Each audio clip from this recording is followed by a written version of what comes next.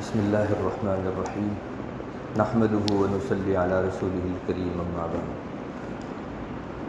محترم دوستو بزرگوں، اس سے پہلے ایک ہفتہ قبل میں نے ایک روایت آپ حضرات کے سامنے پیش کی تھی اور یہ بھی بتایا تھا کہ امام نووی رحمۃ اللہ علیہ کا فرمانا ہے کہ ہفتے میں ایک مرتبہ نہیں بلکہ روزانہ ایک مرتبہ یہ روایت ہر مسلمان کو اپنی نگاہ سے گزارنی چاہیے۔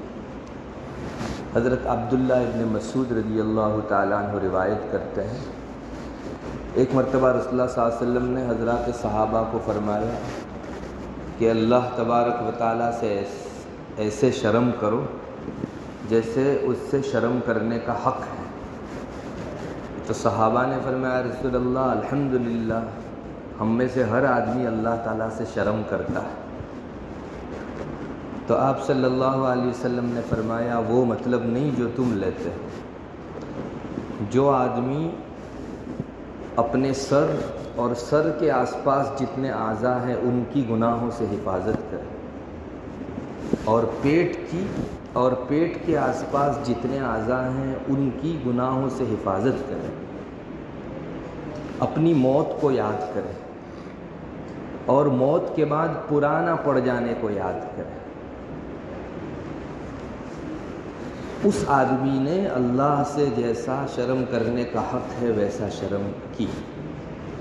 اور جو آدمی اللہ سے شرم کرتا ہے وہ دنیا کی زیب و زینت چھوڑ دیتا ہے۔ اتنا کام اگر کوئی کرے تو کہا جائے گا کہ اس نے اللہ سے جیسا شرم کرنے کا حق تھا ویسی شرم کی۔ اس میں پہلے نمبر پر تو میں گزشتہ جمعہ کو آپ کے سامنے ذکر کر چکا کہ اس میں رسول اللہ صلی اللہ علیہ وسلم یہ فرمانا چاہتے ہیں کہ ہمیشہ اپنے اللہ کا استحضار رکھو اپنے دماغ میں، تب ہی اللہ سے شرم کر سکو۔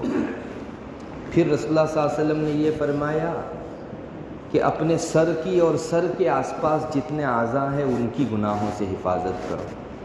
اب سر کی حفاظت تو ہم جانتے ہیں، اس میں جو آس پاس کے اعضاء ہے، آنکھ ہے، زبان ہے، کان ہے، ان کی گناہوں سے حفاظت کرنا ہے۔ یہ اللہ تعالیٰ سے حقیقی شرم کہی جائے گی۔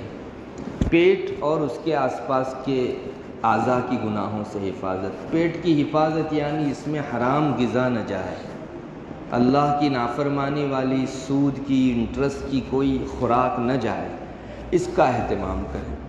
اور اس کے آس پاس کے اعضاء یعنی شرمگاہ کی انسان حفاظت کرے۔ سچی شرم یہی ہے۔ اصل میں یہ ہے کہ ہمارے ذہن و دماغ میں ایک چیز ہے کہ عبادت ہی سب کچھ ہے، حالانکہ عبادت کا مقام اسلام میں بہت بڑا ہے۔ اللہ تبارک و تعالیٰ کی محبت عبادت سے حاصل ہوتی ہے، لیکن عبادت کرنے کا جتنا اہتمام ہونا چاہیے کم سے کم اتنا یا اس سے زیادہ گناہوں سے بچنے کا اہتمام ہونا چاہیے۔ یہ میں نہیں کہتا، شریعت کے بڑے کہتے ہیں۔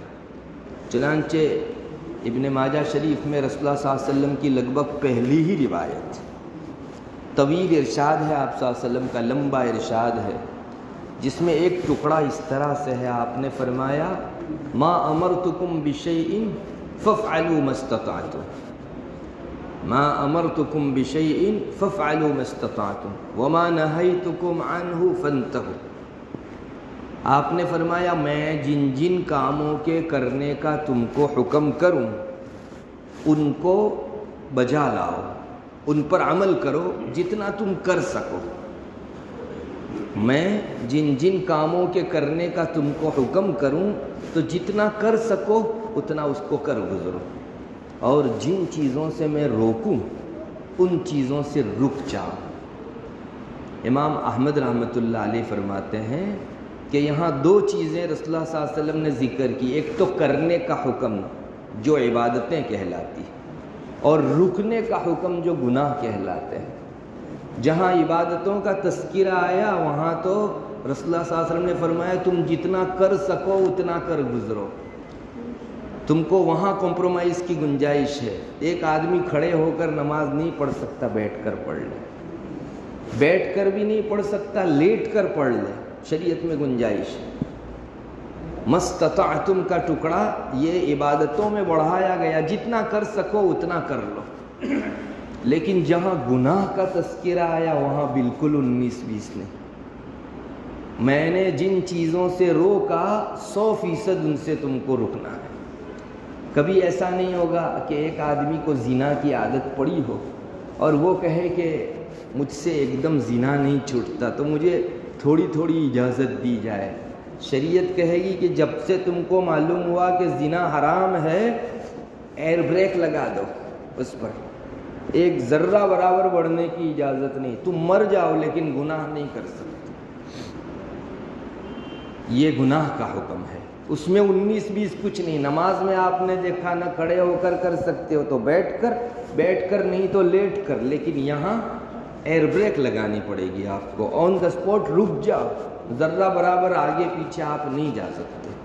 امام احمد رحمۃ اللہ علیہ فرماتے ہیں کہ نبی کریم صلی اللہ علیہ وسلم اس ارشاد میں یہی فرمانا چاہتے ہیں کہ گناہوں سے بچاؤ شریعت میں زیادہ تاکید رکھنے والی چیز ہے عبادتوں کے مقابلے میں. عبادتوں کا بھی اپنا مقام ہے اور اسی سے بندہ اپنے رب کی نزدیکی حاصل کرتا ہے. لیکن گناہوں سے بچاؤ اس سے بھی زیادہ، امام احمد رحمۃ اللہ علیہ خود فرماتے ہیں کہ اس سے بھی زیادہ اہتمام کے قابل گناہوں سے بچاؤ ہے. اس لیے ہم کو ایک بات اپنے ذہن میں یہ بٹھا لینی چاہیے کہ عبادتوں کے کرنے کا اہتمام جتنا ہونا چاہیے اس سے زیادہ گناہوں سے بچاؤ کا اہتمام. بلکہ ابن نجیم نے اپنی اشباح کے اندر ایک حدیث لکھی ہے. وہاں ہے لَتَرْكُ ذَرَّةٍ مِّمَّا نَهَى اللَّهُ عَنْهُ خَيْرٌ مِّنْ عِبَادَةِ الثَّقَلَيْنِ. میں اس کا ترجمہ کروں تو آپ کو اندازہ ہوگا کہ کیا بتایا جا رہا ہے اس میں. اللہ نے جن چیزوں سے روکا، جن گناہوں سے منع کیا، ان کے ایک ذرے سے بچنا جنات اور انسان کی عبادت سے بڑھ کر ہے. اللہ نے جن چیزوں سے روکا ان کے ایک ذرے سے بچنا، پورے گناہ سے بچنا تو ہے ہی ہے، اس کے اتنے ذرے سے بھی آپ بچ گئے تو انسان اور جنات مل کر جتنی عبادت کرتے ہیں ان سے بڑھ کر اس کا مقام ہے. اس لیے ہمیں زیادہ سے زیادہ اس کا اہتمام کرنا چاہیے کہ ہماری آنکھ گناہ میں مبتلا نہ ہو، یہ کسی نامحرم کے اوپر نہ پڑے، یا اللہ نے جن پر نظر ڈالنے کو روکا ہے جیسے تصویر ہے اس کے اوپر ہماری نظر نہ پڑے، یا ایسی جگہ جس جگہ رسول اللہ صلی اللہ علیہ وسلم نے اپنے ارشادات میں روکا ہے. جیسے آپ کسی کے گھر کے دروازے کے اوپر کھڑے ہوئے نوک کر رہے ہیں آپ، تو اپنی نگاہ کو گھر کے اندر مت ڈالیے، اس لیے کہ آپ نوک کر رہے ہیں اس لیے تاکہ کسی پر نظر نہ پڑے. آپ نے پہلے نظر ڈال دی، اب اجازت لینے کا مطلب کیا؟ جس سے روکا جا رہا تھا وہ تو آپ نے کر لیا. تو یہ آنکھ کو بچانا ہے. ہمارے کان میوزک نہ سنیں، کسی کی غیبت نہ سنیں، کسی مسلمان کو بے عزت کیا جا رہا ہو تو وہ جملے ہمارے کان نہ سنیں. ہماری زبان کی حفاظت یہ بھی بنیادی ضرورت ہے. ہماری زبان سے کوئی ایسا ٹکڑا، کوئی ایسا جملہ، کوئی ایسا کلمہ نہ نکل جائے جو کسی آدمی کے دل کو ٹھیس پہنچا دے. زبان کے بڑے گناہ ہیں، علماء نے 60 گناہ گنوائے ہیں. زبان سے متعلق 60 گناہ ہیں. یہ تو انہوں نے ڈھونڈا اور بھی نکالے جا سکتے ہیں. تو اتنے سارے گناہ زبان سے متعلق ہیں. اسی طرح پیٹ کے گناہوں سے بچنا چاہیے. پیٹ کے گناہ میں بہت ساری چیزیں آ سکتی ہیں. انسان سود اور انٹرسٹ نہ کھائے، فاسد اور باطل سودا کر کے اس سے کمایا ہوا اپنے پیٹ میں نہ ڈالے، کسی انسان کا چھین جھپٹ کر حاصل کیا ہوا مال نہ کھائے. اور بھی اللہ نے جو حدیں بنا رکھی ہیں، جو سرحد طے کر رکھی ہیں، ان کو کراس کر کے نہ کمائے، نہ حاصل کرے. تو یہ پیٹ کے گناہ سے حفاظت ہے. اور شرمگاہ کے گناہ سے حفاظت یہ بھی ایک مستقل چیز ہے.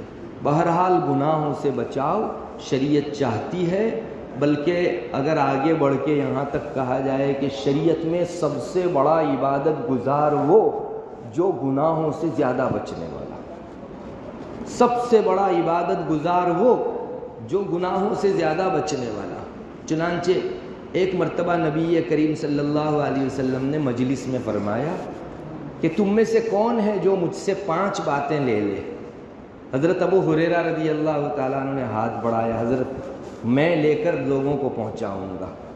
تو آپ نے وہ 5 باتیں ارشاد فرمائی. ان میں سب سے پہلے نمبر پر جو بات ارشاد فرمائی وہ یہی، اتق المحارم تکن اعبد الناس. تم اللہ کے گناہ سے بچو، دنیا میں، معاشرے میں، سماج میں سب سے بڑے عبادت گزار بن جاؤ گے. ایسا نہیں فرمایا آپ نے کہ 100 رکعت 200 رکعت پڑھو اور روزانہ روزے رکھو سب سے بڑے عبادت گزار بن جاؤ گے. وہ تو ہے ہی ہے عبادت، لیکن اس سے بڑی عبادت یہ ہے کہ انسان اللہ کی حرام کی ہوئی چیزوں سے، گناہوں سے، معصیت سے محفوظ رکھے اپنے آپ کو. اس لیے اگر عبادت گزار بننا ہے، متقی بننا ہے، پرہیزگار بننا ہے تو گناہوں سے بچاؤ بہرحال ضروری ہے. اور جو آدمی عبادت پر عبادت کیے جا رہا ہے لیکن گناہوں سے بچتا نہیں، وہ آدمی چھلنی میں پانی بھر رہا ہے. چھلنی آپ جانتے ہیں، چائے جس میں ہم لوگ ڈال کر، چائے گاڑنا جس کو بولا جاتا ہے، چھانا جاتا ہے چائے کو، تو اوپر بھوسا رہ جاتا ہے اور چائے نیچے کپ میں آ جاتی ہے، وہ چھلنی کہلاتی ہے.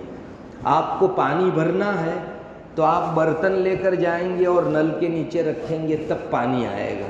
اور اگر چھلنی آپ نے نل کے نیچے رکھی تو گھنٹہ بھر لے کر کھڑے رہو، گھنٹے کے بعد آپ کے ہاتھ میں کچھ بھی پانی میسر نہیں. تو جو لوگ عبادت کرتے ہیں لیکن گناہوں سے نہیں بچتے، وہ لوگ چھلنی میں پانی بھر رہے ہیں، ان کو کچھ حاصل نہیں. عبادت آئی اور گناہ کی وجہ سے دھل گئی، عبادت آئی اور گناہ کی وجہ سے دھل گئی، ہمارے ہاتھ میں کچھ بھی نہیں رہے گا. اس لیے رسول اللہ صلی اللہ علیہ وسلم نے سب سے پہلی جو تاکید فرمائی وہ یہ، اللہ سے شرم کرنے کا مطلب یہ ہے کہ تم گناہوں سے حفاظت کرو اپنے آپ کی. اب ظاہر ہے کہ سر اور پیٹ یہ 2 اعضاء آ گئے تو پورا بدن آ گیا. گویا آپ صلی اللہ علیہ وسلم فرمانا چاہتے تھے کہ زیادہ سے زیادہ اپنے آپ کو گناہوں سے محفوظ رکھو. انسان اپنے رب تک ترقی کرتا ہے گناہوں سے بچنے کی وجہ سے. خاص کر کے داعیہ گناہ کا جتنا قوی ہو، اتنا زیادہ اندر سے جو ہے داعیہ ہو رہا ہے کہ یہ گناہ کر ہی ڈالو، اس وقت آپ جتنا رکو گے اتنا زیادہ اللہ کے یہاں ترقی کرو گے. مضبوط داعیہ ہو گناہ کا اور اس وقت آپ اللہ کی محبت میں اس گناہ سے رک گئے تو کیا کہنے. ملا علی قاری نے مرقات میں لکھا ہے، ایک آدمی کبھی کسی برے کام کرنے والی خاتون کے ساتھ ڈیل کرتا ہے. طائفہ خاتون جن کو کہا جاتا ہے، جو زنا کر کے پیسہ کماتی ہے، جس کو طائفہ خاتون کہا جاتا ہے. ایسی خاتون کے ساتھ ڈیل کرتا ہے کہ آج رات میں تیرے پاس آؤں گا. پیسے وغیرہ کا بھی جو ہے سارا انتظام کر لیتا ہے. وہ وہاں جاتا ہے، اپنے کپڑے نکالتا ہے اور عین زنا کرنے کے قریب ہوتا ہے اور اس کے دل کے اندر ایک چیز آ جاتی ہے، اتق اللہ. ارے کوئی نہیں دیکھ رہا ہے لیکن اللہ تو دیکھ رہا ہے، اللہ سے ڈر. بس وہ اپنے کپڑے چڑھاتا ہے اور پیسے بھی چھوڑ کر وہاں سے چل دیتا ہے اللہ کے ڈر کی وجہ سے. غالباً ملا علی قاری اس طرح فرماتے ہیں کہ خانقاہوں میں بہت مجاہدے کر کے انسان جہاں پہنچتا ہے یہ ایک گھڑی کے اندر وہاں پہنچ جاتا ہے. چونکہ یہ اتنا زیادہ قریب پہنچ جانے کے بعد کوئی آدمی اگر رک کر آتا ہے تو یہ وہی شخص ہو سکتا ہے جس کے دل میں سچا اللہ کا تقوی ہو. تو جتنا داعیہ ہوا کرتا ہے گناہ کا، اتنا ہی اس موقع کے اوپر رکنا اللہ سے قریب کرتا ہے. ایک خاتون سامنے سے بہت حسن والی آ رہی ہے، جی میں داعیہ پیدا ہو رہا ہے کہ ایک مرتبہ اس کی طرف نظر کر لیں، لیکن انسان اپنی نظر اس لیے نہیں کرتا کہ میرے رب نے نہ کہا ہے. تو اپنے جذبے کو اس وقت انسان جو دباتا ہے، اسی کو ریاضت کہا جاتا ہے، اسی کو مجاہدہ کہا جاتا ہے. یہی چیزیں خانقاہوں میں کروائی جاتی ہے، دل کے داعیے کو دبانا، اللہ کی محبت کے خاطر رک جانا. تو یہ چیز اس کو چلتے پھرتے بازار میں، سڑکوں کے اوپر حاصل ہو سکتی ہے اگر گناہوں کے داعیے کو ہم لوگ روکنا سیکھیں. اس لیے ایک بات ہمارے ذہن میں ہم کو رکھ لینی چاہیے، اللہ تبارک و تعالیٰ کی محبت پانی ہے، اس کی نزدیکی پانی ہے، تو اس کا عشق اپنے اندر لانا پڑے گا، اور جس سے عشق ہوتا ہے اس کی انسان مانتا بھی ہے۔ ان المرء لمن يحبه يطيعه، انسان جس سے پیار کرتا ہے، جس سے محبت کرتا ہے، اس کی مانتا بھی ہے۔ عربی کے اندر ایک ٹکڑا ہے، ان المرء لمن يحبه يطيعه، ہم کو اپنے رب سے محبت ہوگی تو اس کے گناہوں سے بچنا آسان ہوگا۔ کہتے ہیں کہ انسان گناہ کی طرف تب ہی جاتا ہے جب اللہ کی محبت سے دل خالی ہوتا ہے، اور گناہوں سے بچاؤ کا سب سے بہترین علاج یہی ہے کہ اپنے دل کی دنیا بدل دو، دنیا کی اور غیر اللہ کی اور شہوتوں کی محبت کے بجائے اللہ کی محبت اپنے دل کے اندر لے آؤ، پھر آپ کا جی کبھی نہیں چاہے گا۔ اگر گناہ کی طرف انسان کے قدم بڑھے تو اس کو دماغ میں یہی رہتا ہے کہ میرا رب جس چیز میں ناراض، اس میں مجھے کیوں لطف آئے، مجھے وہاں مزہ کیوں آئے جس سے میرا رب ناراض ہوتا۔ ایک چھوٹا سا بچہ ہے جو بہت زیادہ کچھ نہیں جانتا، لیکن یہ میرا باپ ہے، مجھ کو کھلاتا ہے، میری ساری ضرورتیں پوری کرتا ہے، اتنا جانتا ہے، ابھی چھوٹی عمر کا ہے، تو وہ بھی اپنے باپ کے خلاف کسی چیز کو پسند نہیں کرتا، حالانکہ اس کی سمجھ ابھی اتنی ہے، لیکن کیوں پسند نہیں کرتا؟ باپ سے محبت ہے، اس کے جی میں ہوتا ہے کہ مجھ کو یہ کام کرنا ہے، لیکن میرے باپ نے منع کیا ہے، اس لیے چلو ابھی میرے باپ کا دل دکھ جائے گا، تو اس کے لیے وہ کام نہیں کرتا۔ تو ایک بچہ بھی اپنے باپ کی محبت میں، اس معصومیت میں بھی باپ کا منع کیا ہوا چھوڑ دیتا ہے، تو انسان کے دل میں اللہ کی محبت پیدا ہو جائے تو گناہ کا چھوڑنا کیوں مشکل ہوگا، آسان ہو جائے گا۔ ضرورت ہے اس کی کہ جس کی طرف رسول اللہ صلی اللہ علیہ وسلم نے اس میں توجہ دلائی، اصل بات یہی ہے، انہی پیغاموں کی وجہ سے امام نووی نے فرمایا کہ یہ روایت اپنی نگاہ سے گزارو تاکہ روزانہ گناہوں سے بچنا ہمارے لیے آسان ہو۔ اللہ تبارک و تعالی ہمیں عمل کی توفیق عطا فرمائے۔ وآخر دعوانا الحمدللہ۔